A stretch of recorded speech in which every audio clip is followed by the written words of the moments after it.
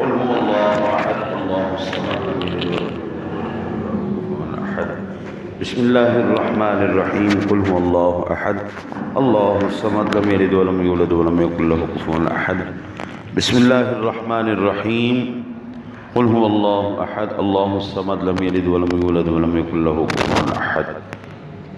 پاک پروردگار عالم محبوب کریم علیہ الصلوۃ والتسلیم کا صدقہ جو کلمہ کلام پڑھا، حضور پر نور شافع النشور صلی اللہ علیہ وسلم کی وسیلہ جلیلہ کے ساتھ تمام انبیاء کرام اولیاء کرام کتب غوث افضال اوتاد مسلمین مسلمات مؤمنین مؤمنات مرد عورت بچے بوڑھے جتنے بھی بحالت ایمان سے العقیدہ اس دنیا فانی سے جا چکے ہیں تمام کی روحوں کو پیش کرتے ہیں مولا قبول و منظور فرما. مولا کریم اس کلام پاک کا ثواب تمام میرے اساتذہ کرام جتنے بھی آج تک جتنے بھی اساتذہ کرام دینی دنیاوی تعلیم حاصل کی جن سے مولا کریم جو زندہ ہیں جو فوت ہو چکے، بالخصوص میرے مرشد گرامی میرے والد گرامی اور شیخ طریقت رحمۃ اللہ تعالی علیہ کی روحوں کو پیش کرتے ہیں قبول و منظور فرما. مولا کریم اپنے حبیب پاک علیہ الصلوۃ والتسلیم کا صدقہ میرے تمام خاندان کے میرے قبیلے کے جتنے بھی مرد عورت بچے بوڑھے فوت ہو چکے تمام کی روحوں کو پیش کرتے ہیں قبول و منظور فرما. کریم آقا جی علیہ الصلوۃ والسلام کے ہر ایک چاہنے والے حضور کے امتی کی روح کو پیش کرتے ہیں قبول و منظور فرما. خاتمہ بالایمان نصیب فرما، قبروں میں دیدار مصطفیٰ نصیب فرما، محشر میں حوض کوثر نصیب فرما، شیطان کے شر سے محفوظ فرما، تمام قسم کی آزمائش آفات و بلیات دشمن کے خوف ڈر تدبیر حسد بغض کینہ نظر بد جادو ٹونے سے محفوظ فرما. اپنے سوا کسی کو محتاج نہ فرما، جو تجھ سے مانگا اپنی اوقات کے مطابق مانگا تو اپنی شان کے مطابق عطا فرما. صلی اللہ تعالی علی حبیبہ محمد وعلی آلہ وصحبہ اجمعین برحمتک یا رب. الحمدللہ الحمدللہ رب العالمین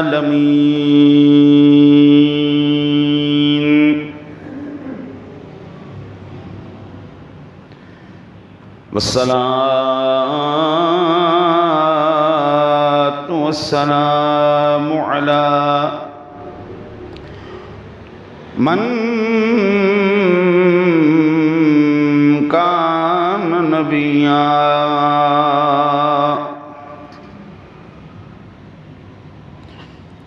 علی من کان نبیا وآدم بین الماء والطین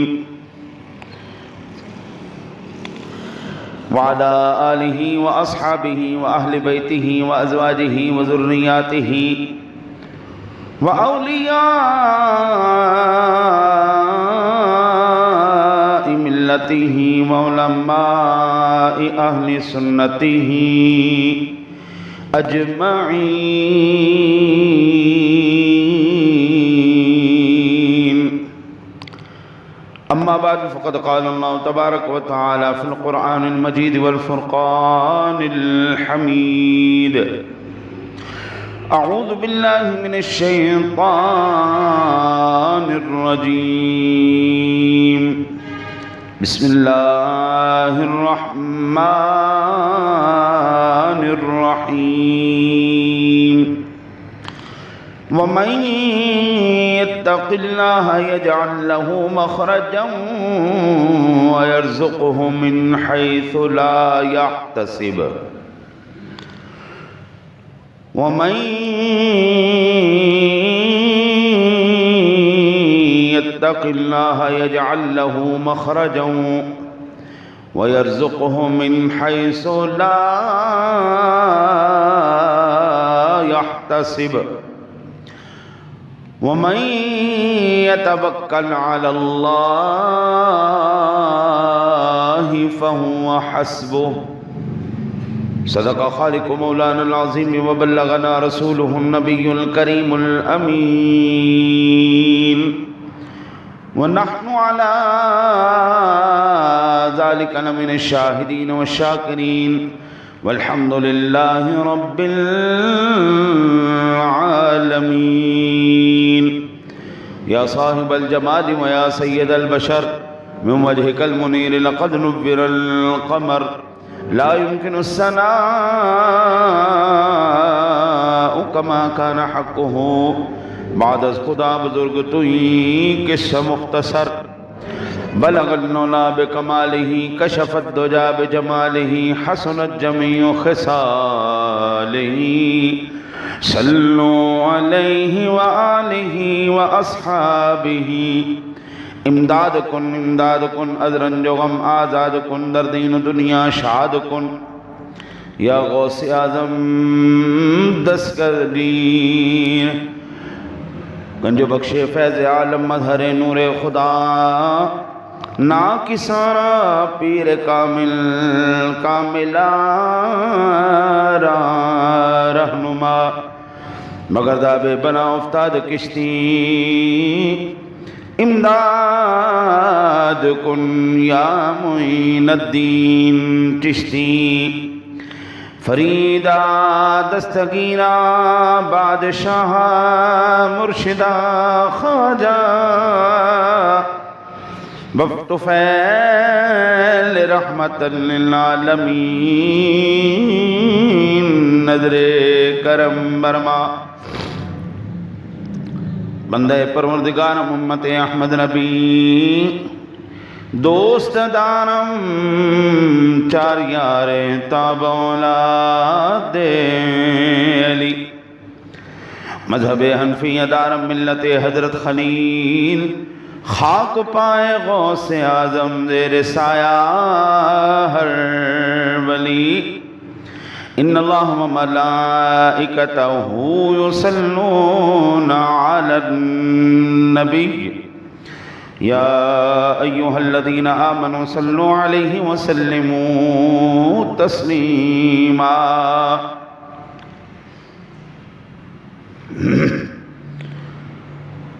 ابو بکر ہم چکا با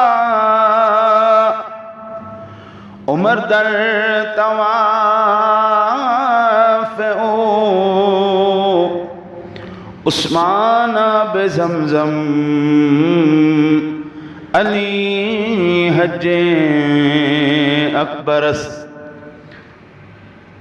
ان اللہ و ملائکتہ یصلون علی النبی یا ایہا الذین آمنوا صلوا علیہ وسلموا تسلیما تمام احباب مل کر محبت کے ساتھ ذوق کے ساتھ شوق کے ساتھ نبی پاک صاحب لولاک مدری تاجدار مدینہ کے آقا و مولا حضرت محمد مصطفیٰ احمد مجتبیٰ سرور انبیاء سرور کونوں مکان کے دربار در بار گوہر بار میں ہدیتاً تحفتاً نذرانتاً عقیدتاً محبتاً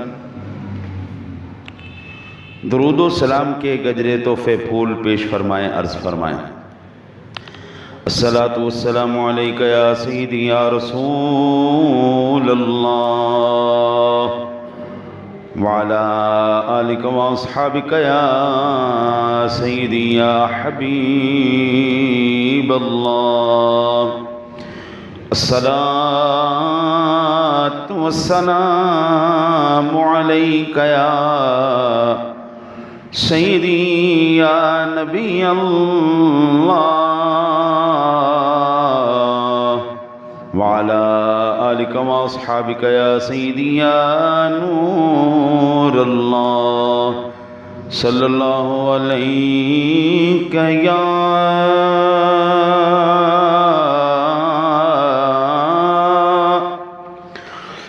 رسول اللہ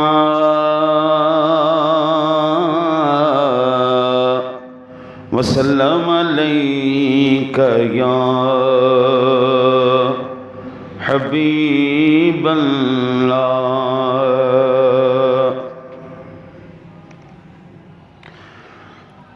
اے تن میرا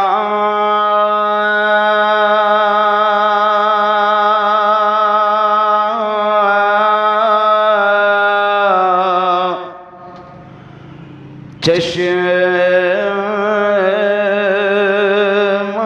ہووے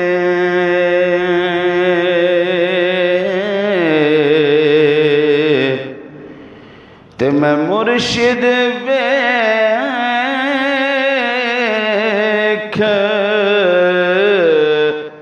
نہ رجاں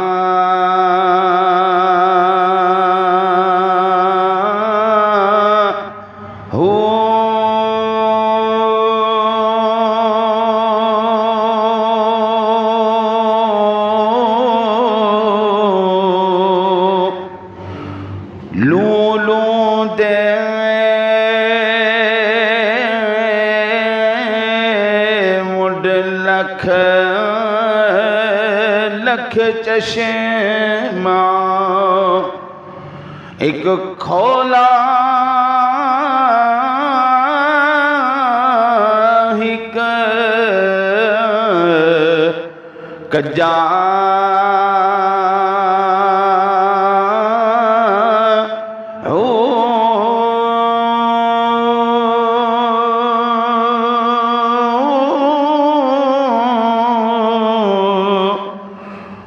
اتنا ڈٹھیاں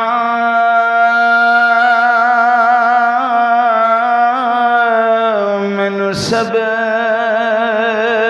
نہ آوے تے ہور کدے ول بھجاں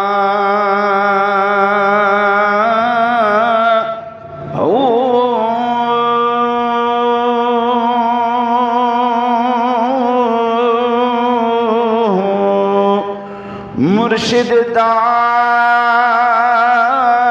یارا دیدار ہے باہو او سانو لکھ کروڑا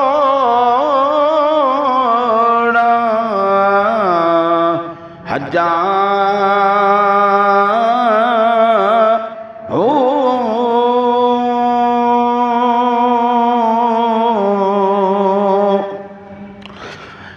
اور جے کر دین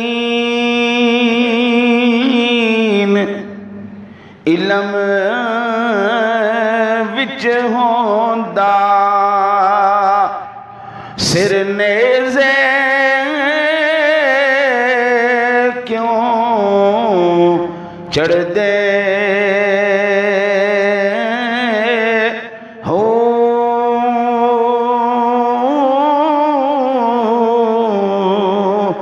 اٹھارہ ہزار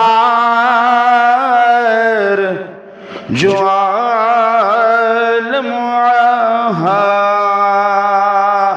او اگے حسین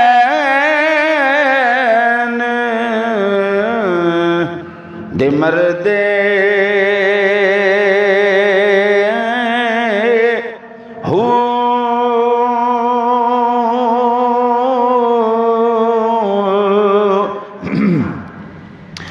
جے کچھ ملاحظہ یار سرور دا کر دے تو خیمے تمبو کیوں سڑ دے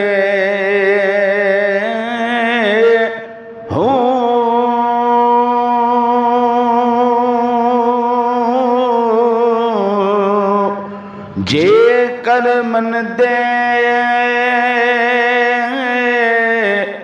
ہو یارا بیت رسولی تے پانی کیوں بند کر دے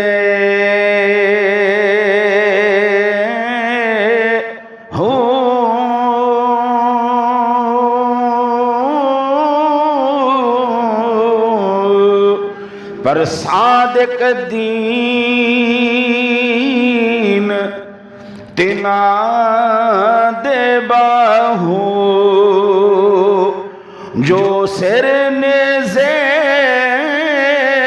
تے چڑھ دے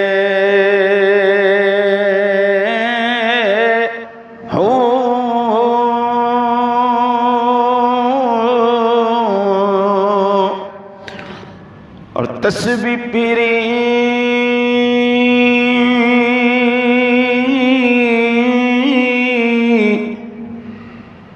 پر یار دل نہیں پھریا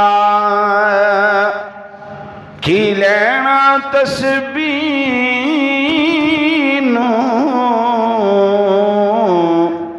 پھڑ کے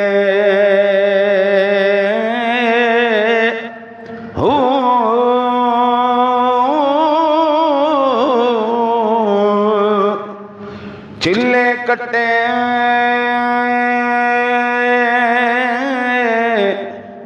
یار کچھ نہیں کھٹیا کی لینا چلیا نو بڑھ کے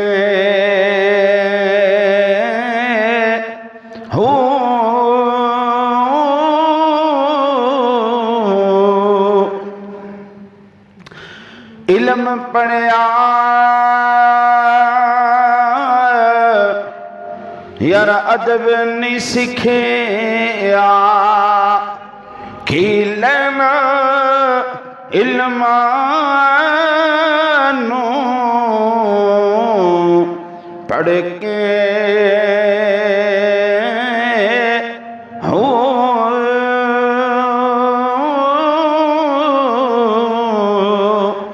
اتے جاگ بنا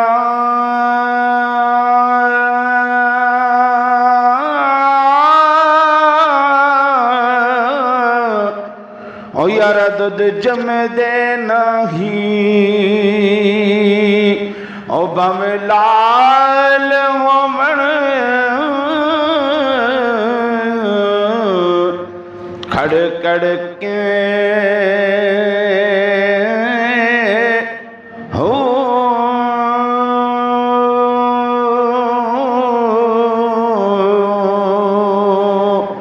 دل دریا یار سمندروں ڈونگے اتے کون دلا دیا جانے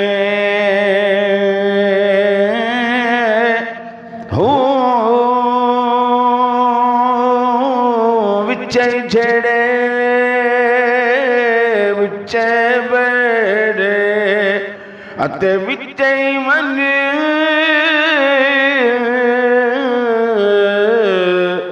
مہانے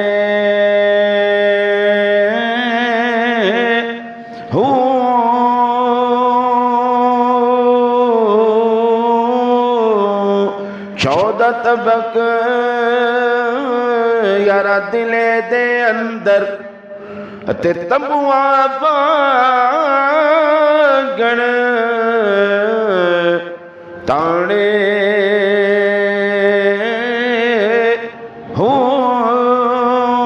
میں قربان تینا تھی باہو اتے جڑا دل دیا رمضان جانے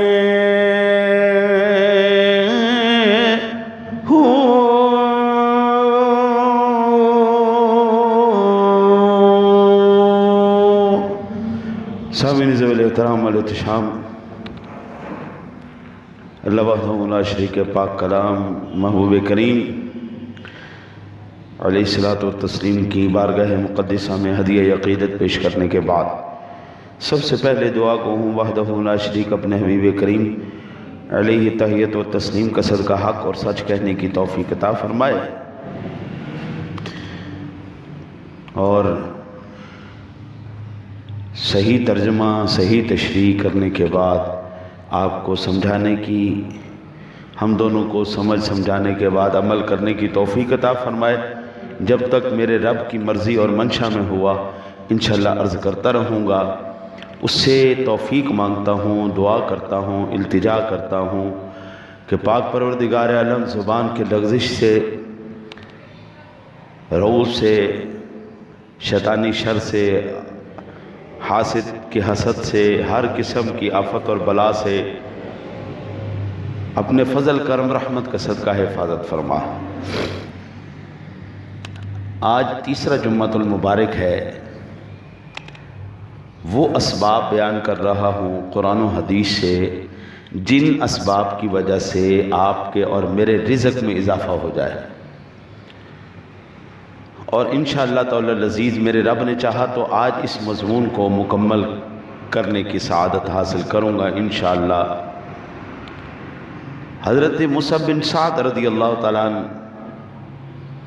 کا خیال تھا کہ اپنے کمزور لوگوں پر برتری حاصل ہے، تو میرے آقا نبی اکرم صلی اللہ علیہ وسلم نے ارشاد فرمایا حل تنصرون وترزقون الا بضعفائکم، تمہاری مدد تمہارے کمزوروں کی وجہ سے کی جاتی ہے، اور انہی کی وجہ سے تمہیں رزق دیا جاتا ہے۔ یہ صحیح بخاری شریف کی 2896 نمبر پر حدیث پاک ہے۔ اگر غریب نہ ہو نا تو امیر بھوکا مر جائے، یہ اللہ کا حبیب ارشاد فرما رہا ہے۔ اگر غریب نہ ہو تو امیر بھوکا مر جائے، یہ نہیں کہ امیر نہ ہو تو غریب بھوکا، ایسا نہیں، یہ تیری میری سوچ ہے۔ اللہ کے حبیب کیا فرما رہے ہیں؟ اگر غریب نہ ہو۔ بھئی آپ یہ بتائیں امیروں کے کام کون کرے گا؟ ان کی نوکری کون کرے گا؟ ان کے کپڑے کون دھوئے گا؟ کروڑ پتی آدمی انہیں آپ پہ بانڈے دھونے نے، وہ خود ہی برتن دھوئے گا؟ نہیں بھائی، وہ غریب کو بلائے گا، چلو میرے برتن دھو، چلو میرے کپڑے دھو لو، چلو میری گاڑی کو دھونا شروع کرو، چلو میرے باغ کی رکھوالی کرو، چلو میرے گھر کے باہر کھڑے ہو کر پہرا دو، چلو ملازمت کرو۔ اگر غریب نہ ہو تو بھوکا مر جائے امیر۔ غریبوں کی وجہ سے اللہ امیروں کو رزق دے رہا ہے، تو غریب آدمی کو کبھی بھی احساس کمتری کا شکار نہیں ہونا چاہیے۔ الحمدللہ ہم جیسے غریبوں کی وجہ سے امیروں کو بھی چولہا جل رہا، ہم یہ خوشی سے کہہ سکتے ہیں۔ میرے آقا نبی اکرم صلی اللہ علیہ وسلم نے یہ تعلیم تو ہمیں دی۔ بعض لوگ نا جی اس زوم میں ہوتے ہیں کہ یار یہ جو اس دور کے اندر یہ جو مولوی ہیں نا ان کو ختم کر دینا چاہیے، مولوی اور مولویت کو ختم کر دو، ان کی کوئی ضرورت نہیں۔ مولویوں کو یہ مدرسے کے چندوں پہ پلنے والے زکوٰۃ خیرات کھا کے ان کا کیا فائدہ ہمارے معاشرے کو؟ یہ بیکار سے لوگ ہیں، مدرسوں میں 24 گھنٹے پڑے رہتے، مسجدوں میں پڑے رہتے، ان کو کام دھندہ ہے کوئی نہیں، لہٰذا یہ جو ہے نا ان کو بالکل ختم کر دیا جائے۔ ایمان سے بتائیں اگر مولوی ختم کر دیے جائیں تو ان کے جب بچے پیدا ہوں کانوں میں اذانیں کون دے گا؟ ان کے جب بڑے جوان ہو جائیں تو نکاح کون پڑھائے گا؟ ان کے جو مر جائیں تو پھر جنازے کون پڑھائے گا؟ دفنائے گا کون؟ غسل کون دے گا؟ کفن کون دے گا؟ پھر تو یہی ہوگی نا اللہ رسول کی آتی ہوگی آپ پہ جدو مر جائے گا چوک کے کھڈے سوٹا ہوں گی، چل اللہ اللہ خیر صلی اللہ، نہ فاتحہ نہ درود، مر گیا مردود۔ ہاں جی، ختم پڑھنے لے مولوی، نکاح لے مولوی، جنازے لے مولوی، کوئی مسئلہ پہ جائے مولوی، طلاقاں پہ جائیں مولوی، ہر جگہ پہ مولوی مولوی مولوی مولوی۔ اگر اس کو معاشرے سے نکال دیا جائے، ختم کر دیا جائے تو یہ لوگ بالکل ختم ہو جائیں، بیکار ہو جائے۔ ان امیروں کو رزق بھی ہماری وجہ سے اللہ تعالیٰ فرما رہا ہے۔ آپ کہیں گے یہ کیا بات کر دی آپ نے؟ تو آئیے میں حدیث پاک کے اندر سنن ترمذی شریف کی حدیث پاک کے 2345 نمبر پر حضرت سیدنا انس بن مالک رضی اللہ تعالیٰ عنہ فرماتے ہیں قانا اخوانی علی عہد النبی صلی اللہ علیہ وسلم فکان احدہما یأتی النبی صلی اللہ علیہ وسلم والآخر یحترف فشکى المحترف أخاه إلى النبي صلى الله عليه وسلم فقال لعلك ترزق به۔ میرے آقا نبی اکرم صلی اللہ علیہ وسلم کے دور میں دو بھائی تھے۔ ایک بھائی وہ کاروباری بن گیا، ایک بھائی دین کا علم سیکھنے طالب علم ہو گیا، علم سیکھنے لگ گیا۔ طالب علم ہو گیا، مولوی ہو گیا۔ جزاک اللہ خیر۔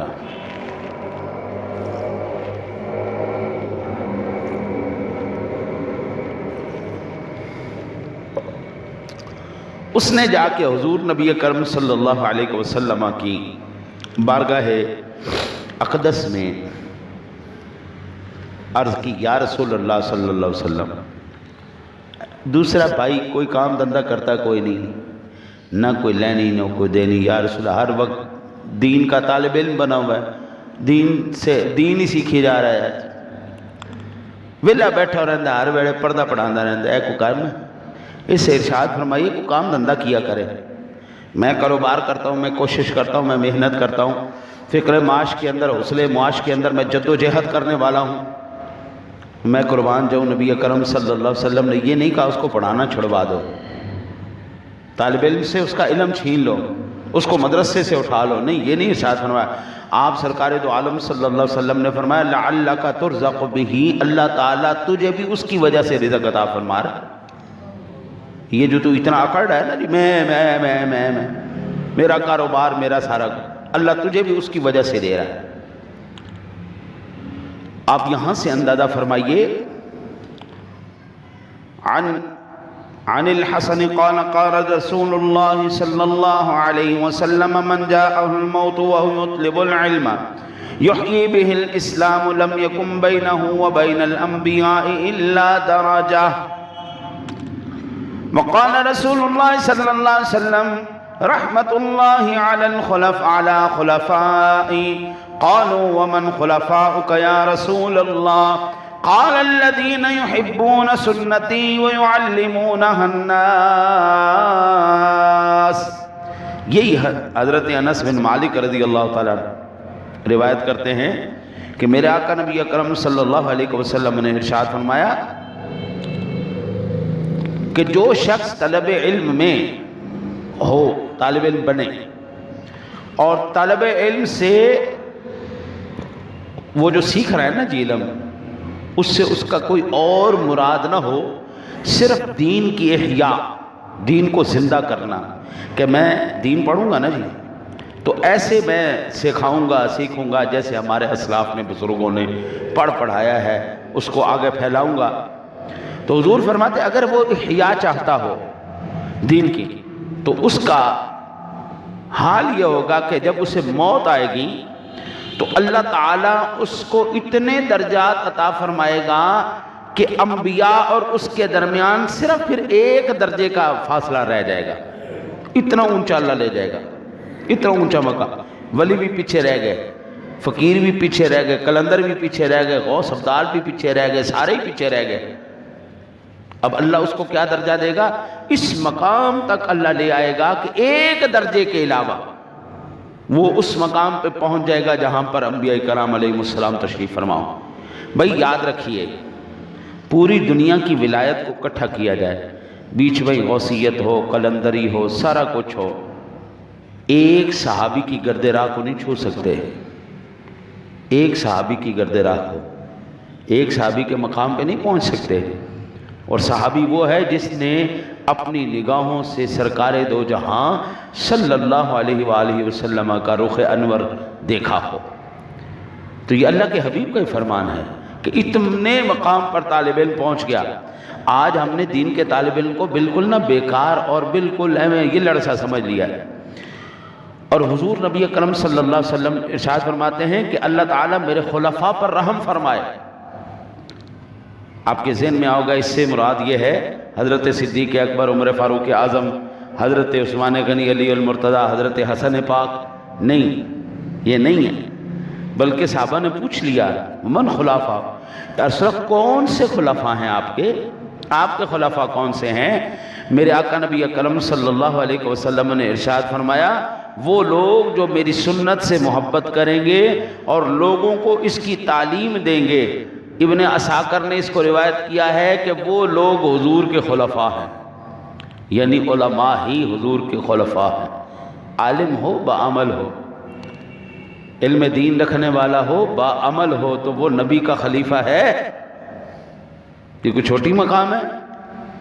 یہ حضور نے کسی دنیا دار کے لیے نہیں کہا، کسی وکیل ڈاکٹر اور کسی پڑھے لکھے کے لیے پی ایچ ڈی کے لیے نہیں یہ بات کہی، یہ دین کے عالم کے لیے کہا ہے۔ یعنی یہ اتنا بڑا یاد رکھیے جتنا بڑا عہدہ ہوگا اتنی بڑی آزمائش بھی ہوگی، اتنے بڑے مقام اور عزت و آبرو کو رکھنے کے لیے اتنے بڑے احتیاط کے ساتھ چلنا بھی پڑے گا۔ اچھا جی، پھر اگلا سبب کیا ہے؟ میں انشاءاللہ زندگی رہی تو اس پر میں اگر وقت بچا تو اگلے اسباب میں عرض کروں گا۔ میرے آقا نبی اکرم صلی اللہ علیہ وسلم نے اگلا جو سبب بیان فرمایا ہے رزق میں برکت کا، سیدنا عبداللہ ابن عباس سے روایت ہے کہ رسول اللہ صلی اللہ علیہ وسلم نے ارشاد فرمایا، آقا جی نے ارشاد فرمایا، تابعوا بین الحج والعمرۃ فإنہما ینفیان الفقر والذنوب کما ینفی الکیر خبث الحدید۔ میرے آقا نبی اکرم صلی اللہ علیہ وسلم نے ارشاد فرمایا، پے در پے حج اور عمرہ کیا کرو، بار بار حج اور عمرہ، بار بار حج اور عمرہ کرو۔ یا رسول اللہ صلی اللہ علیہ وسلم اس کی وجہ کیا ہے؟ آپ نے ارشاد فرمایا، اس سے فقیری، تنگ دستی، فقر، گناہ یہ دونوں اس طرح جھڑ جاتے ہیں، اس طرح ختم ہو جاتے ہیں جس طرح بھٹی کے اندر لوہا ڈالنے سے میل کچیل ختم ہو جاتی ہے، خالص لوہا نکل کے باہر آتا ہے، اسی طرح اللہ تعالی حج اور عمرہ کرنے والے کو تمام گناہوں سے بھی، غربت اور افلاس سے بھی نکال دیتا ہے۔ ٹھیک ہو گیا؟ سنن نسائی کے اندر 2630 نمبر پر یہ حدیث پاک موجود ہے اور یہ حدیث پاک صحیح ہے۔ تو جو غربت سے جان چھڑانا چاہتے ہیں وہ حج اور عمرہ کثرت سے، ایک سبب اس کا یہ۔ اگلا 15واں سبب، اور یہ بڑا اس دور کے اندر بڑا اہم ترین سبب، اللہ اکبر، میرے آقا نبی اکرم صلی اللہ علیہ وسلم نے ارشاد فرمایا، وَأَنْكِحُوا الْأَيَامَ مِنْكُمْ وَالصَّالِحِينَ مِنْ عِبَادِكُمْ وَإِمَائِكُمْ إِنْ يَكُونُوا فُقَرَاءَ يُغْنِيهِمُ اللَّهُ مِنْ فَضْلِهِ وَاللَّهُ وَاسِعٌ عَلِيمٌ۔ رب کریم نے ارشاد فرمایا، اپنوں میں سے جتنے بھی مردوں، بے نکاح مردوں اور عورتوں کا نکاح کر دو، اپنے غلام اور لونڈیوں سے جو نیک ہیں، اگر وہ فقیر ہوں گے اللہ تعالیٰ اپنے فضل سے انہیں غنی کر دے گا، اور اللہ وسعت والا، خوب جاننے والا ہے۔ سمجھ آئی کہ کوئی نہیں؟ میرے آقا نبی اکرم صلی اللہ علیہ وسلم نے کیا ارشاد فرمایا؟ آپ نے ارشاد فرمایا، اوے اللہ کے بندو نکاح کر دو، نکاح کرو۔ یا رسول اللہ صلی اللہ علیہ وسلم، یہ ارشاد باری تعالیٰ ہے، یہ میں نے جو آیہ مبارکہ اپنا تلاوت کی ہے سورہ نور کی آیہ مبارکہ ہے۔ میرے آقا نبی اکرم صلی اللہ علیہ وسلم نے ارشاد فرمایا، حضور فرماتے ہیں عورت کو 4 وجوہات کی بنا پر پسند کیا جاتا ہے۔ مال کی وجہ سے، مال کی وجہ سے پسند کر لیا ہم نے، حسن کی وجہ سے پسند کر لیا، نسب کی وجہ سے پسند کر لیا، چوتھا ہے جی دین کی وجہ سے پسند کر لیا کہ دیندار خاتون ہے جی، پڑھی لکھی عالمہ ہے، فاضلہ ہے، دیندار بچی ہے، ہاں جی، دین پڑھی ہوئی ہے۔ تو حضور فرماتے تم تینوں چیزوں کو چھوڑ دو، دینداری دیکھا کرو۔ اب میرے پاس وقت وسیع نہیں ہے، نہیں تو میں یہ پوری روایت میں آپ کے سامنے عرض کرتا کہ حضور سرور کائنات صلی اللہ علیہ وسلم نے فرمایا جو پیسے کی وجہ سے، مال کی وجہ سے کسی عورت سے نکاح کرے نا، اللہ کرے اس کا مال تباہ ہو جائے۔ حضور سرور کائنات صلی اللہ علیہ وسلم نے فرمایا جو حسن کی وجہ سے وہ کسی عورت سے نکاح کرے نا، اللہ کرے اس کا حسن تباہ ہو جائے، ختم ہو جائے۔ جو حسب نسب کی وجہ سے کسی کے ساتھ کرے، اللہ کرے وہ بے نسبہ ہو جائے۔ جو دین کی وجہ سے کرے اللہ تعالیٰ اس کے اندر برکت عطا فرمائے۔ ہم نے نا جی اب معیار یہ رکھا ہے نکاح کا کہ نکاح اتنا مشکل کر دو، اتنا مشکل کر دو کہ بندے کو زنا آسان لگے، نکاح مشکل لگے۔ جو غریب آدمی ہو نا جی اس نے کہا نہ چھوڑو جی منڈا تو کر دے کچھ نہیں۔ میں آپ سے سوال یہ کرتا ہوں، رزق دینے والا کون ہے؟ اللہ ہے نا۔ تو اللہ کہہ رہے جو تم میں سے فقیر ہے نا جی، غریب ہیں، بے نکاح ہوئے لڑکے، ان کے ساتھ نکاح کرو۔ یغنیہم اللہ من فضلہ، اللہ ان کو اپنے فضل سے ہی غنی کر دے گا۔ سبحان اللہ، مالک تیری عظمت کی۔ سورہ نور کی 32 نمبر آیا مبارکہ یہ بتا رہی ہے، وہ بندہ خدا، بندہ دیکھ نیک ہے، بچہ دیکھ نیک ہے، کوئی لت اس کو تو نہیں لگی ہوئی، شرابی تے نہیں، جواری تے نہیں، کوئی ڈنگر چور تے نہیں، ہاں جی کوئی ہرے پھری کرنے والا تو نہیں، شریف بچہ ہے، کوئی نشے کی اس کو عادت نہیں ہے۔ تو اب کیا کر دوں اللہ کے بندے، اس کے ساتھ نکاح کر دے بچی کا، تو اس کے ساتھ نکاح کر۔ اب جس بندے کے اوپر نکاح کی ذمہ داری آ جائے نا جی، اب اس کو اللہ تعالیٰ خود بخود ایسا فضل کر دیتا ہے، وہ خود بھی اللہ تعالیٰ اس کو اس آنے والی کی برکت سے رزق دیتا ہے، اس کے حصے کا بھی عطا فرما دیتا ہے۔ لمبے لمبے چوڑے چوڑے نہ رکھو تم، حق میں چھوٹے رکھ لو۔ کس نے کہا ہے تم لوگوں کو جناب حال ہوگا تو شادی ہوگی، حال نہیں ہوگا تو نکاح نہیں ہونا؟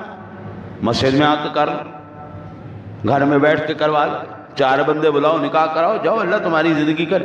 جب اللہ تمہیں فراخی دے، اللہ تمہیں وسیع رزق دے تو چلو بسم اللہ، اب جو مرضی کرو، اللہ نے تمہیں دیا خرچ کرو، اس کا فضل، اس کی تحدیث نعمت کے لیے کرو نعمت۔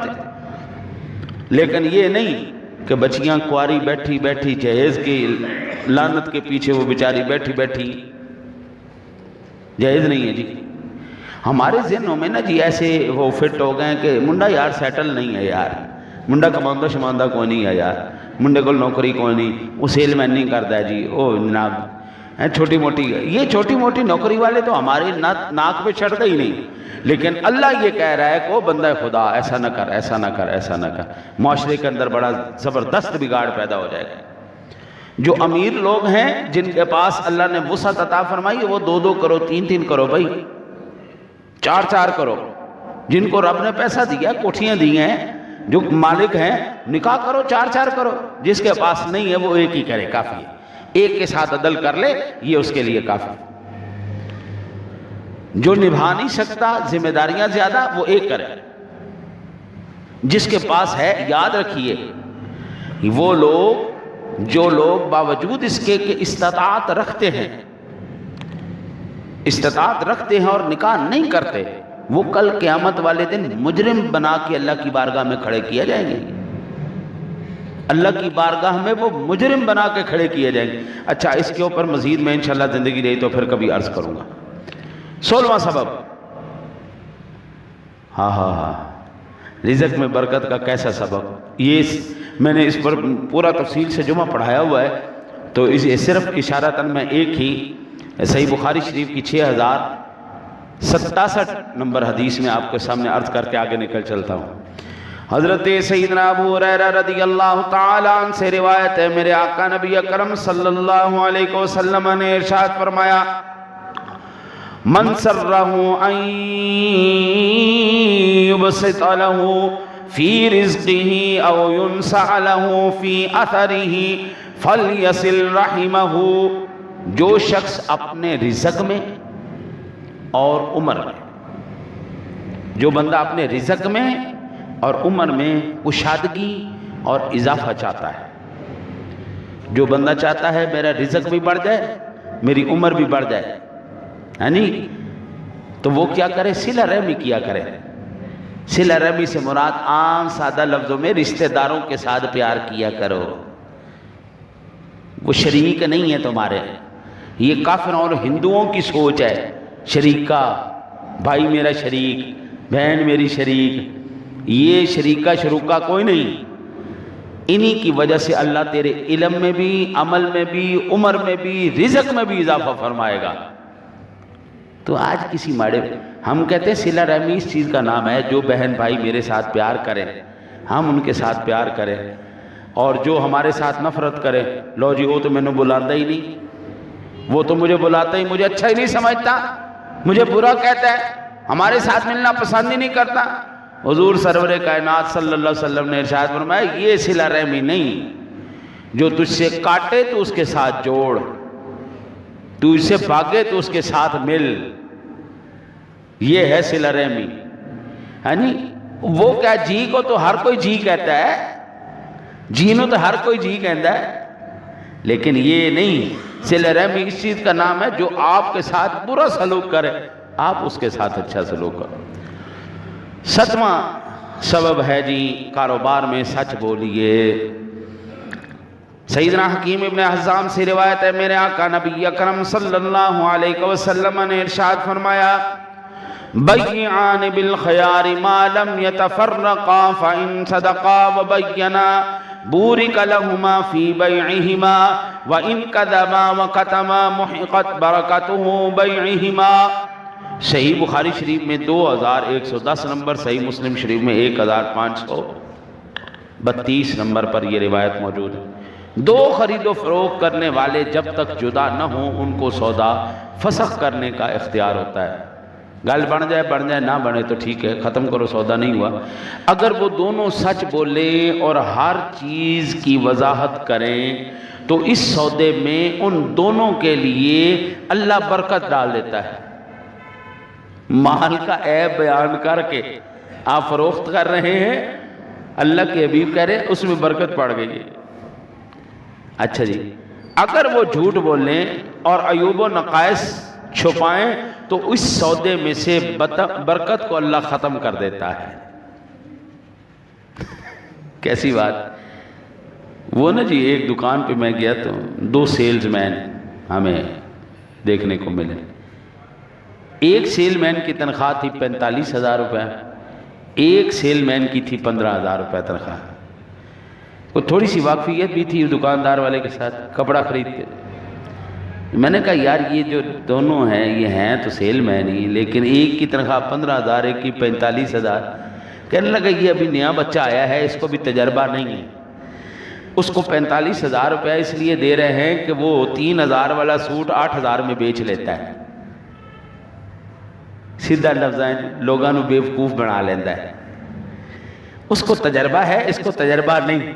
وہ 3,000 والی چیز 8,000 میں بیچ لیتا ہے، اس لیے وہ اس کی تنخواہ زیادہ ہے، یعنی وہ حرام ہمیں دبا کے کھلا سکتا ہے اور اس کے اندر وہ کوالٹی نہیں۔ سیدھا سادہ ہے، یہ نوندہ کوئی نہیں۔ اس لیے علی نو تجربہ آ جائے گا نا جی، جب یہ صحیح طریقے سے حرام زدگی سیکھ جائے گا پھر میں اس کی بھی تنخواہ بڑھا دوں گا۔ یہ بخاری مسلم شریف کی حدیث پاک کیا کہہ رہی ہے؟ دھوکہ دینے سے، محقت چھپانے سے اللہ تعالیٰ برکت ختم کر دیتا ہے، عیب دکھانے سے، بتانے سے اللہ برکت اور دے دیتا ہے۔ سادہ لفظوں میں میں بھی جانتا ہوں کہ اگر کاروباری آدمی کسی مال کا عیب بیان کر کے وہ بیچے گا نا تو گھر جا کے اگر وہ عیب اس کے سامنے آ بھی جائے تو وہ کہے گا یار اس نے مجھے پہلے بتا دیا تھا، اس لیے اس میں پریشان ہونے کی ضرورت نہیں ہے، ہاں جی۔ اور میں آپ کو عرض کروں، میرے ساتھ کئی مرتبہ ایسا ہو جاتا ہے، ہم اگرچہ ہم دیکھ بھال کے بھی چیز لیتے لیکن پھر بھی فراڈ ہو ہی جاتا ہے۔ ایک سوٹ لے کے آئے، بڑا اس نے چمکا شمکا کے دیا، خاتون کا بیگم کے لیے لے کے آئے، تو جب گھر آ کے کھولا وہ پرانا اور پھٹا ہوا تھا۔ جب ہم واپس کرنے کے لیے گئے کہنے لگا نہیں واپس نہیں ہونا، چلو جاؤ۔ اب ایمان سے بتاؤ جس بندے نے میرے ساتھ اس طرح فراڈ کیا ہے، میں دوبارہ اس کی دکان پہ جاؤں گا؟ سوال ہی پیدا نہیں، اس نے خود اپنا گاہ خراب کر لی۔ جو بندہ واضح کر کے چیز میں یہ عیب ہے بتا کے بیچ دے گا، مجھے گھر جا کے وہ عیب پتہ بھی چل جائے تو میں کہوں گا یار بندہ ٹھیک ہے، یار اس نے میرے ساتھ فراڈ نہیں کیا، اس نے بالکل میرے ساتھ سیدھی بات کی ہے، میں جا کے دوبارہ اس سے ہی چیز خریدوں گا۔ یار تو دے مجھے۔ خالص دودھ لینے کے لیے ہم کتنا سفر کر لیتے ہیں، باقی ہمیں پتہ نہیں ایک گڑوی دے نال ایک گڑوی فری چل رہی ہے، پتہ ہے ہمیں یہ کیا فراڈ چل رہا ہے۔ ہم یہ جانتے ٹھیک ہے ہمیں فری بھی دے رہا ہے تو ہم نہیں لے رہے، لیکن ایک بندہ دودھ ہمیں مہنگا بھی دے رہا ہے لیکن ٹھیک دے رہا ہے، ہم وہاں پہ جا رہے ہیں۔ اللہ نے برکت ڈالی ہے نا جی، یہ اسباب ہے۔ اگر جی 18واں سبب ہے جی، ہاں یہ سب سے اہم ترین سبب ہے، کھانے کے آداب۔ اپنے کھانے کو سنت کے مطابق کیجیے، کھانا بیٹھنا، کھانا پینا، اٹھنا بیٹھنا، سونا جاگنا، ان چیزوں کو اللہ کے حبیب کے طریقے پہ کر لو، اللہ تمہارے رزق میں برکتیں دے دے گا۔ صحابہ کرام علیہم رضوان نے عرض کی اِنَّا نَأْكُلُ وَلَا نَشْبَعُ قَالَ فَلَعَلَّكُمْ تَفْتَرِقُونَ قَالُوا نَعَمْ قَالَ فَاجْتَمِعُوا عَلَى طَعَامِكُمْ وَاذْكُرُوا اسْمَ اللَّهِ عَلَيْهِ يُبَارَكْ لَكُمْ فِيهِ۔ سنن ابی داؤد شریف میں 3199 نمبر پر یہ حدیث پاک ہے۔ صحابہ نے عرض کی یا رسول اللہ صلی اللہ علیہ وسلم، جب ہم کھانا کھاتے نا ہمارا پیٹ نہیں بھرتا، کھائے جاتے ہیں، روٹی کم پڑ جاتی ہے، پیٹ نہیں بھرتا۔ میرے آقا نبی اکرم صلی اللہ علیہ وسلم نے ارشاد فرمایا لگتا ہے تم علیحدہ علیحدہ بیٹھ کے کھاتے ہو، ابا کا کمرہ الگ ہے، اماں کی جگہ الگ ہے، بچوں کی جگہ الگ ہے۔ جی یا رسول اللہ ایسا ہی ہے۔ آپ نے فرمایا ایک جگہ جمع ہو جاؤ، کھانا اکٹھا کرو، سارے وہاں پہ بیٹھ جاؤ اور پھر کھانے سے پہلے بسم اللہ شریف پڑھ لیا کرو، کھانے میں برکت آ جائے گی۔ ایک جگہ بیٹھ کے کھانے سے پہلے بسم اللہ شریف پڑھنے سے اللہ کے حبیب نے کیا کہا، کیا ہو جائے گا؟ برکت آ جائے گی۔ اگلی حدیث پاک سمان صحیح بخاری شریف میں، مسلم شریف میں ایک اور روایت ہے۔ حضرت سیدنا ابو ہریرہ رضی اللہ تعالیٰ عنہ فرماتے ہیں طعام الاثنین کافی الثلاثۃ وطعام الثلاثۃ کافی الاربع۔ صحیح مسلم شریف میں 2058 نمبر پر، صحیح بخاری شریف میں 5392 نمبر پر یہ حدیث پاک ہے۔ آپ فرماتے ہیں بسم اللہ پڑھنا بھی باعث برکت۔ حضور فرماتے ہیں 2 آدمیوں کا کھانا 3 کو کافی ہو جاتا ہے، 3 کا کھانا 4 کو کافی ہو جاتا ہے۔ 3 بندوں کا کھانا لو، 4 کو بٹھاؤ، اللہ تعالیٰ 4 کو سیر فرما دے گا۔ 2 بندوں کا کھانا لو، 3 بندوں کو بٹھا کے کھلاؤ، اللہ 3 کا سیر فرما دے گا۔ اللہ نے برکت ڈالی ہے نا جی، تھوڑے میں برکت اللہ ڈالنے والا ہے اور وہ سارا پورا ہو جائے گا۔ بسم اللہ شریف پڑھنا یہ برکت ڈال دیتا ہے، نہ پڑھنا برکت روک دیتا ہے، حتیٰ کہ جس کھانے پر اللہ کا نام نہ لیا جائے شیطان بھی اس میں شریک ہو جاتا ہے۔ سیدنا حذیفہ رضی اللہ تعالیٰ عنہ سے مروی ہے، میرا آقا کریم علیہ السلام نے ارشاد فرمایا، آقا جی نے ارشاد فرمایا ان الشیطان یستحل الطعام اللہ یذکر اسم اللہ علیہ۔ صحیح مسلم شریف میں 2017 نمبر پر یہ روایت موجود ہے، شیطان اس کھانے کو اپنے لیے حلال کر لیتا ہے جس پر اللہ کا نام نہ لیا جائے۔ میرے آقا نبی اکرم صلی اللہ علیہ وسلم کے صحابی حضرت عبداللہ ابن عباس روایت کرتے ہیں، فرمایا آقا جی نے البرکت تنزل وسط الطعام فَقُلُوا مِنْ حَافَتَيْهِ وَلَا تَأْكُلُوا مِنْ وَسَطِهِ۔ سنن ترمذی شریف میں 1805 نمبر پر کھانے کے درمیان میں برکت نازل ہوتی ہے، لہذا کھانے کے درمیان سے نہ کھایا کرو، سائیڈ سے کھایا کرو۔ درمیان میں برکت نازل ہوتی ہے، پلیٹ آ جائے نا جی تو سینٹر سے نہیں کھانا، سائیڈ سے کھاؤ، آداب بھی ہیں، تمیز بھی ہے، اور حضور سرور کائنات نے ارشاد فرمایا میں برکت بھی نازل ہو رہی۔ آج کل نا جی ہمارے کوئی انگلی چاٹ لے نا جی تو اس کو جہالت اور گوار پن تسلیم کرتے ہیں، کوئی لقمہ گر جائے نا جی تو اس کو کہتے ہیں کہ اوہ ہو ڈرٹو لگ گئے، سارے وہ جراثیم لگ گئے، پھینکو پھینکو پھینکو اس کو۔ رب کعبہ کی قسم ہے، اللہ اور اس کے رسول کے طریقے پر جو کھانا نہیں کھاتے وہ سب سے بڑے جاہل ہیں۔ جو حضور کے طریقے کو غلط کہے کائنات میں اس سے بڑا جاہل، بیوقوف اور جٹ آدمی ہے ہی کوئی نہیں۔ حضور کا طریقہ کائنات کا سب سے خوبصورت ترین طریقہ ہے۔ آؤ میں تمہیں سناؤں۔ حضرت انس بن مالک رضی اللہ تعالیٰ عنہ فرماتے ہیں ان رسول اللہ صلی اللہ علیہ وسلم كان اذا اكل طعاما لعق اصابعه الثلاث قال وقال إذا سقطت لقمة أحدكم فليمت عنها الأذى وليأكلها ولا يدعها للشيطان وأمرنا أن نسلط القصعة قال فإنكم لا تدرون في أي طعامكم البركة۔ نبی اکرم صلی اللہ علیہ وسلم کی ذات گرامی جب کھانا کھاتے، یہ میں نے صحیح مسلم شریف کی حدیث آپ کے سامنے تلاوت کی ہے، 2034 نمبر پر یہ حدیث پاک موجود ہے۔ نبی اکرم صلی اللہ علیہ وسلم جب کھانا کھاتے تو انگلیوں کو 3 مرتبہ چاٹتے۔ انگلیوں کو چاٹنا یہ حضور کی سنت ہے۔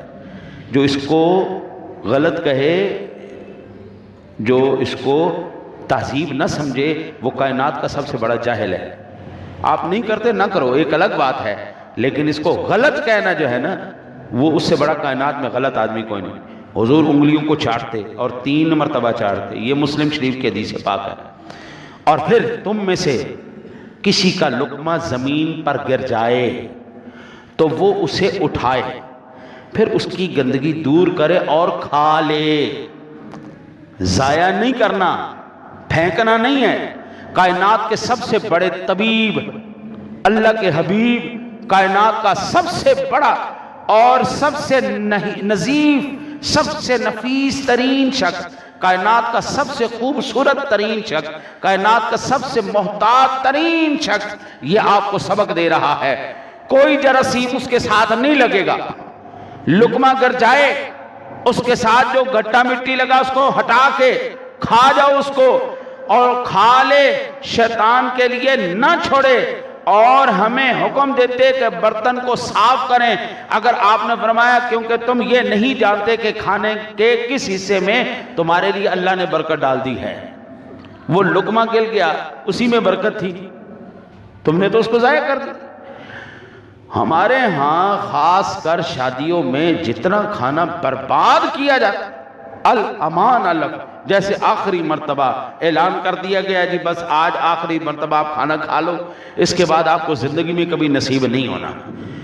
ہمارے سارے جتنے بھی دعوت، اللہ کہ یہ کوئی کسی کے سامنے آ کے پلیٹ رکھے تو اس طرح بچت ہو جائے، ورنہ ہم جانوروں کی طرح ٹوٹتے ہیں۔ اوئے ہوئے ہوئے آخری مرتبہ کھانا کھانا ہے جی۔ میں آپ کو بتاؤں، میں یہاں پہ نا جی کینا عمدہ ضیافت، وہ ہے باربیکیو، وہ پر ہیڈ کے اوپر آپ کو کھانا دیتے ہیں، جس طرح مرضی آپ کھاؤ۔ پروگرام پہ گئے تو میں اب دیکھ رہا ہوں ایک بندے نے 25-30 بٹیرے اس میں ڈال لیے، اوپر کباب بھی ڈال لیے، مچھلی کی اس نے پکوڑے بھی ڈال لی، وہ اتنا نا پورا اس نے ایک پہاڑ بنا لیا کھانے کا۔ پیٹ تو پیٹ ہی ہے نا جی، اس میں کتنا ڈال لو گے؟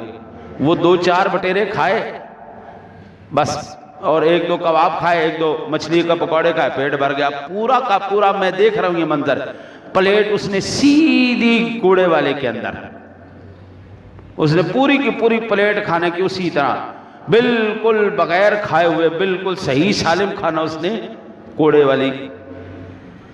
میں نے کہا یار یہ تو نے کیا حرکت کی ہے؟ کہنا پیسے نہیں بھرے۔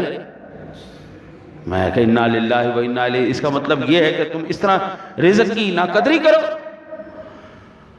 لو جی، اللہ آپ کی خیر کرے، 20واں سبب سماعت فرمائیں۔ عبارت پڑھنے کا وقت نہیں، میں عرض کر دیتا، خلاصتاً میں آپ کو عرض کروں۔ میرے آقا نبی اکرم صلی اللہ علیہ وسلم نے ارشاد فرمایا کہ حضرت ابو سعید فرماتے ہیں کہ کریم آقا جی علیہ السلام ہمارے پاس آئے، آپ اس وقت خطبہ ارشاد فرما رہے تھے کہ جو پاک دامنی اختیار کرے گا اللہ اسے پاک دامن بنا دے گا، جو بے پرواہی اختیار کرے گا اللہ اسے بے نیاز کر دے گا، جس نے ہم میں سے سوال کیا ہم اس کی ضرورت پوری کر دیں گے یا اسے تسلی دے دیں گے۔ ابو سعید فرماتے ہیں میں سوال کیے بغیر وہاں سے واپس آ گیا، اس وقت سے ہمیشہ اللہ ہمیں رزق دینے لگا، حتیٰ کہ اب مجھے علم نہیں کہ انصار کا کوئی گھرانہ ہم سے زیادہ مالدار ہو۔ مسند امام احمد کے اندر 11401 نمبر حدیث ہے۔ سادہ لفظوں میں اس حدیث کا ترجمہ یہ ہے، جو ایسے کرے گا نا جی، یار اے نہیں یار تیری بھائی، جو ایسے کرے گا نا ساری زندگی اللہ اس کو ایسے کرنے والا ہی رکھے۔ جا پھر رہ جو ایسے کرے گا نہیں، اللہ ساری زندگی اس کو ایسے کرنے والے رکھے۔ سادہ لفظوں میں بادشاہ فقیر بھی ہو جائے نا، عادتیں بادشاہوں والی نہیں جاتی، اور فقیر بادشاہ بھی ہو جائے نا، عادتیں فقیروں والی۔ تمہارے ملک کے اندر مثال لے یار، ایتھو بندہ امیر ہوئے، یہاں سے بندہ امیر ہونا چاہیے۔ دعا کرو اللہ تمہیں یہ امیر عطا فرما دے۔